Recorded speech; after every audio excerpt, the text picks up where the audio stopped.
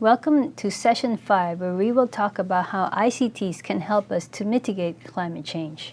This session is focused on what needs to be done by enhancing environmental observation for mitigation, by enhancing the efficient use of energy, by reducing greenhouse gases or GHG emissions, and by the smart transformation. And this smart transformation I will explain later on.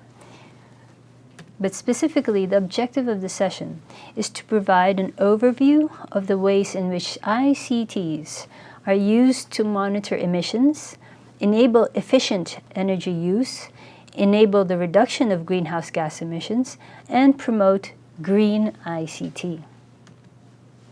So let's begin by reviewing this description of climate change mitigation as human actions to reduce the sources of greenhouse gases or enhance their removal from the atmosphere.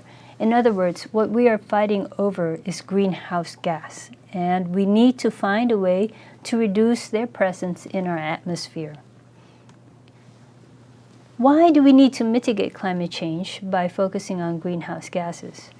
Well, studies have found that much of the warming of the atmosphere for the last 50 years is related to the increase in the amount of greenhouse gases that we have emitted through our activity. These activities include agriculture, energy production, manufacturing, and deforestation. So efforts are now focused at attacking the problem at the actual source of emissions.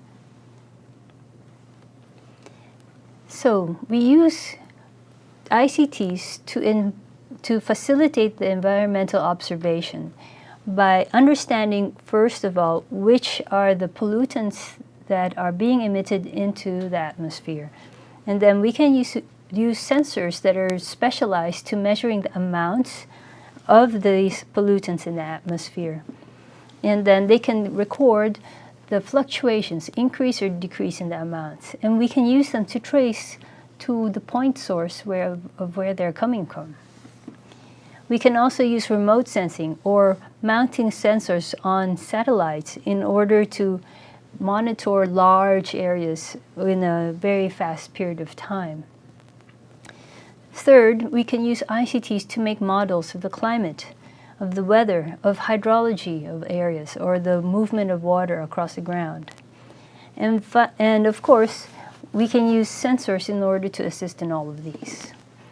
So ICTs are playing a great role now in helping understand how we are shaping, how we are influencing the processes in our Earth.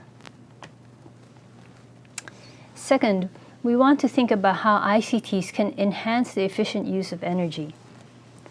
Everything around us is powered by electricity nowadays, and what we need to do is enhance the efficiency by which electricity is produced and then distributed throughout an electrical network or grid, and then finally used by the consumer through appliances or electronics. So there are inefficiencies at each point, at the production, distribution, and use of energy.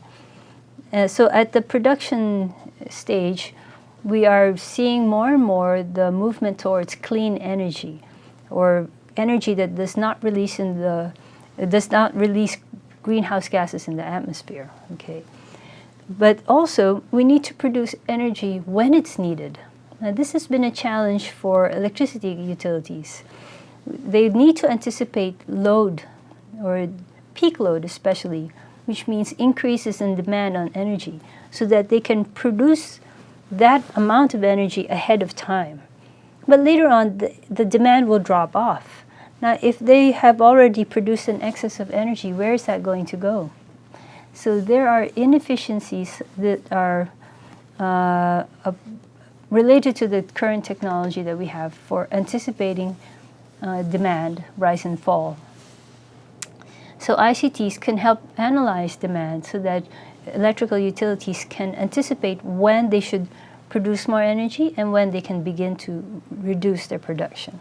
This way, they can also minimize the amount of greenhouse gas that they will emit. Second, The distribution network can also benefit from using ICTs. ICTs can be used to help identify perhaps the routes through which the energy will be channeled so that there will be minimal loss. Because in order to transport energy from one place to another, it also requires energy. That's the thing of it. No? It is powered by itself as well. So if we can make the distribution more intelligent, then we can minimize the loss through the network. And finally, when it comes to using the power themselves, we need to look at the devices that consume energy and see if they are energy efficient or if they're energy wasteful. So this is related to the earlier topic we had about e-waste and recycling and green computing. You know? So we're talking about minimizing waste. In this case, minimizing waste of power. So the third way that ICTs are used is to help us reduce greenhouse gas emissions by dematerialization, the trend towards dematerialization. So now document digitization is here. This means we need to consume less paper. Less paper means we cut down less trees or grasses which are used for the pulp for paper. And this means they can continue to live and store carbon from the atmosphere and bring it down into the earth. So if we need less plant or pulp material, then we can keep letting those plants exist and they can keep collecting carbon. So that's how document digitization indirectly promotes climate change mitigation. Next, we had already started talking about telepresence in the previous case study. So what we are doing is replacing travel with digital conversation or digital connection, so that if I don't need to travel, then I don't need to get into a vehicle which does not need to release greenhouse gases on account of my needing to go somewhere. So with travel replacement, we can do this at a large scale so that masses of people don't need to travel in order to make the connections that they need that used to have to be face-to-face. Now they can just do it with computer to computer. Third, dematerialization helps create virtual shops and virtual service points. So then, instead of having to buy goods that are physical, sometimes we can buy goods that are digital, like digital books, digital movies, digital music. Some services we can also get digitally. So perhaps I can get an accountant to do my work for me, and all we have to do is exchange emails. You need not come to my office to help me with some tasks, and for other tasks, only when he is needed does he come to my office. So there's a lot of virtual services now where we have service providers existing in one country and then the customers exist in another country. So there's a very long-range travel that's eliminated through the current technology that we have, which brings us to a bigger idea of e-government and e-commerce, where you have a government system that's promoted through electronic means, and commerce that is completely digital. Goods that are new, that are conceived of as digital goods, meaning you cannot touch them, but they are goods and they're paid for. So there are many changes now in our society that have resulted from this ICT trends. And some of these trends are actually helping us reduce our greenhouse gas emissions by replacing what used to be made of carbon and emitting carbon into the atmosphere and other greenhouse gases into something that is digital. So now all we have to worry about is the electricity that fuels our devices and how we can handle e-waste later on. Now I come to the idea of the SMART transformation. SMART is an acronym. It stands for show, monitor, and account for energy and emissions. R is rethink our life, and T is transform the economy. So show, monitor, account, rethink, and transform. That's the SMART idea. This means that in whatever we do in our life, in whatever service or good that we provide, we should make sure that we are not expending more energy than we need to, and that we are not emitting greenhouse gases more than we need to. So that if we have low carbon energy efficient service or goods, then we're on our way to mitigating climate change. Now, the SMART concept has been applied to the energy grid, to the construction of buildings, and to logistics, which is the flow of goods and services across a transportation network. Okay, so now very quickly I will go through some examples of ICT applications that are relevant to climate change mitigation, in the hope that it would inspire you to think of some of these applications for your own country. The first example that we have in the module is about the Global Climate Observing System, which uses satellites to bear sensors, and these sensors will collect information about greenhouse gases that are present in the atmosphere. Now, the problem with this approach is that it is expensive to launch a satellite, and it's expensive to maintain a satellite, and it's expensive to produce the expertise needed in order to maintain satellites and even analyze the data themselves. So the Global Climate Observing System is a mechanism where different countries have gathered together and agreed to share the remotely sensed information that they have, so that other countries who don't have the ability to fund satellites or the scientists that can manage satellites, these countries can still access the data and use it for their own purposes for climate change mitigation. The second case study is more on the ground, and it's about measuring carbon storage in forests in Nepal. Now, we've already established earlier that vegetation is a kind of a carbon sink, in that they will gather the carbon in the atmosphere and make it sink down to the earth as part of its normal biological process.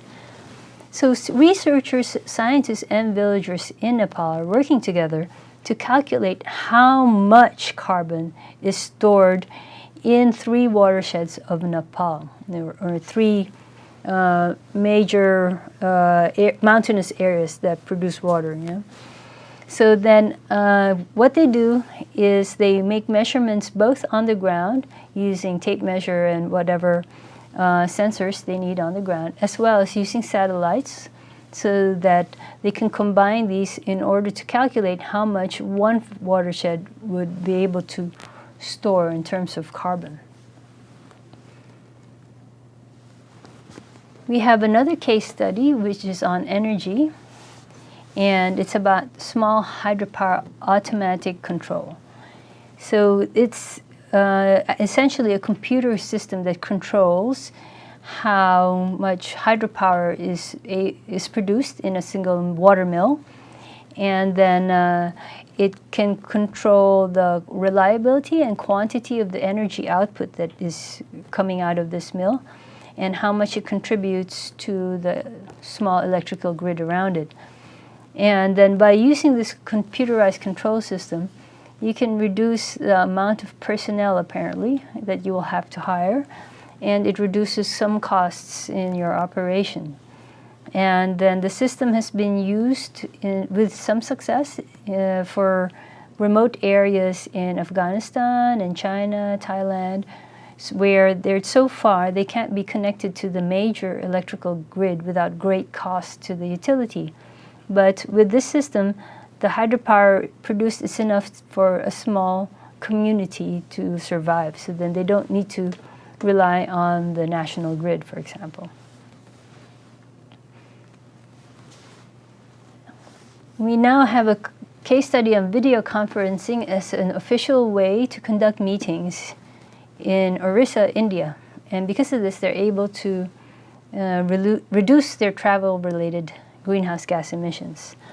So the state of Orissa has installed facilities in 32 locations for telepresence.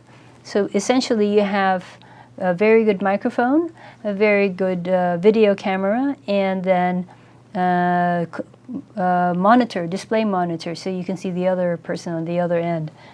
And then they set up a studio like this in 32 locations all around the state, to include the headquarters of the district, the chief minister, and the state assembly, so that they can conduct their meetings together while staying in separate locations.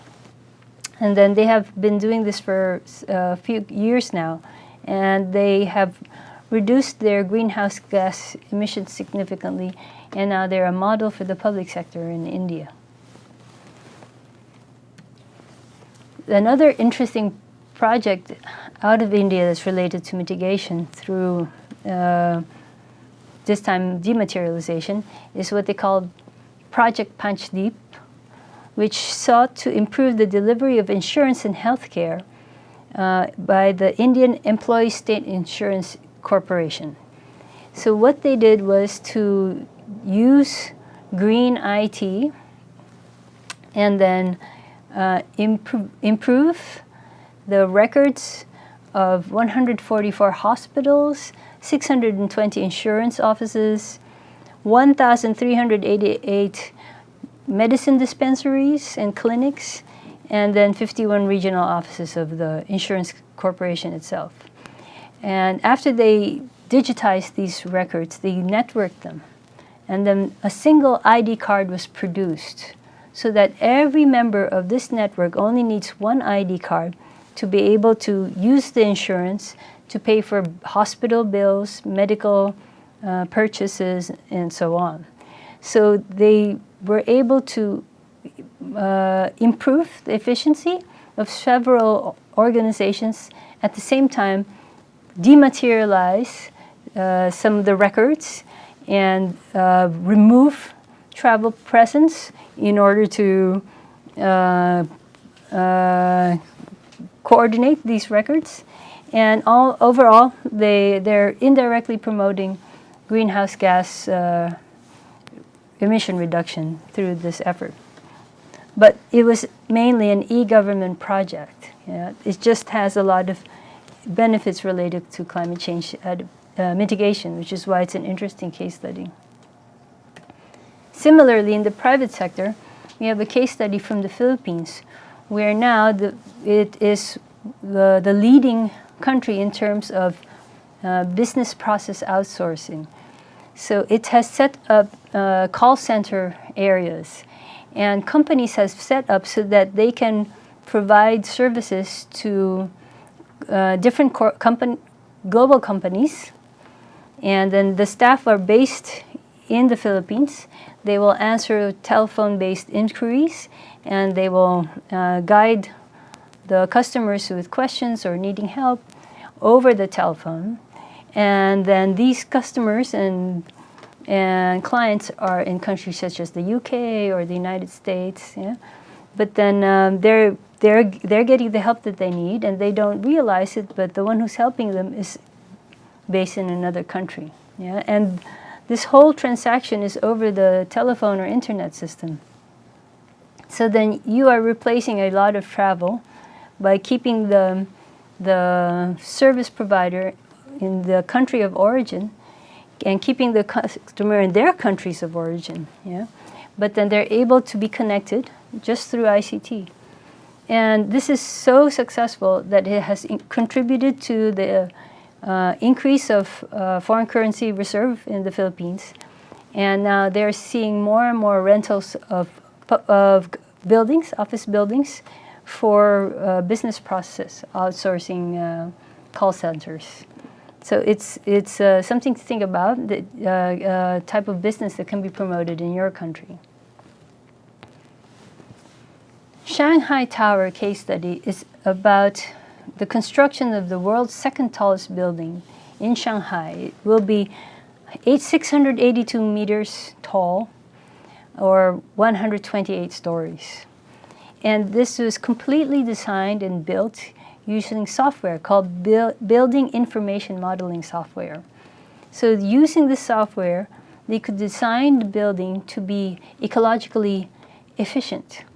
so that they reduce the amount of material needed for construction, and then they save the energy needed for the actual construction by designing the actual process for putting the building together. And furthermore, the building design is supposed to ensure energy efficiency during its operational lifetime. So using building information modeling software, one can already calculate the amount of energy and the kind of materials that will go into the building, and then the amount of energy that is needed later on to power the building. And then you can modify design suitably so that you can improve on this use of energy and resource.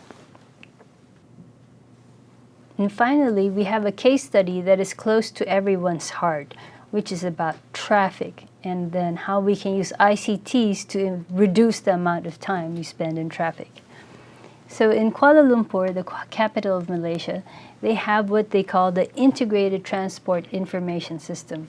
So this system uses closed-circuit television images and video, and then they use the images they see from the video in order to identify places where congestion is happening and where, let's say, there are traffic incidents happening.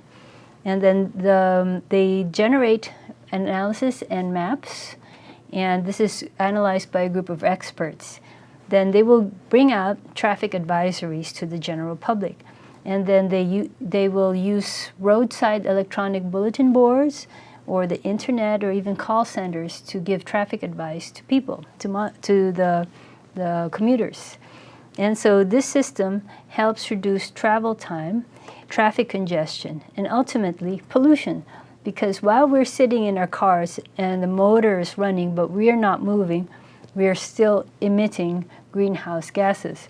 And so while this system is intended for reducing travel time, it also indirectly helps us reduce our greenhouse gas emissions from our vehicles. So it's a two-in-one system, two-in-one application. So it's a very, very interesting application of ICTs, and it's very, very much related to climate change mitigation. So now I leave you with some policy considerations that we pick up from trying to apply these applications for mitigation. First of all, consider smart grids and smart buildings as a development in the technology that could be used to leapfrog into the future. So if you have problems with providing electricity in your country, your electrical network is not so developed, then why will you provide electricity the old way, which is very polluting? Consider starting with a smart grid at the very outset. Yeah?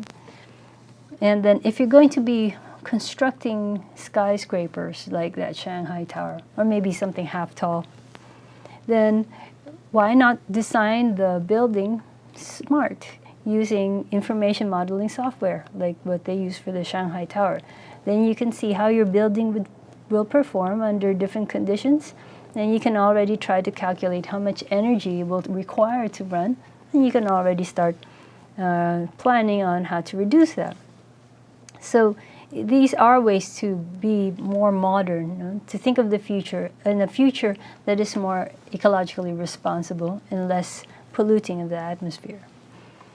On the application of integrated transport information systems, it can also help countries, and it just needs to be designed based on the traffic needs and available resources that you have in at your disposal. So one needs not to design a very fancy system, just one that works well enough so that traffic can be reduced significantly, and therefore emissions are reduced significantly. Third, consider how to save energy now and to utilize all of these new ideas. There is a strong need to already cut back on the amount of energy that we are wasting. And we are finding it harder to produce energy without having impacts on our environment. So that if we can think of improving our processes improving even the gadgets that we use, so that the equipment that we use, so that they use less energy, then this will be much better. Then the future that we are trying to avert will become less and less likely to happen. And instead, a brighter future is one that will come closer to us. And fourth, think about developing pilot projects to test these new ideas, to see if they are applicable in your country. Through pilot projects, you can raise awareness about the benefits of mitigating climate change and the benefits of using ICTs to improve energy efficiency. But without pilot projects, it's difficult to invest in a large-scale, long-term project that involves ICTs for improving energy efficiency. So it's better to start small and prove the concept first. And at the same time, it can be used as a tool for raising awareness. And when you have some success, then you can go on and plan how to scale it up to a national level, for example. So then these considerations we put forth, and then we hope that these can help you so that you can plan how to mitigate climate change while using ICTs in this endeavor. Thank you.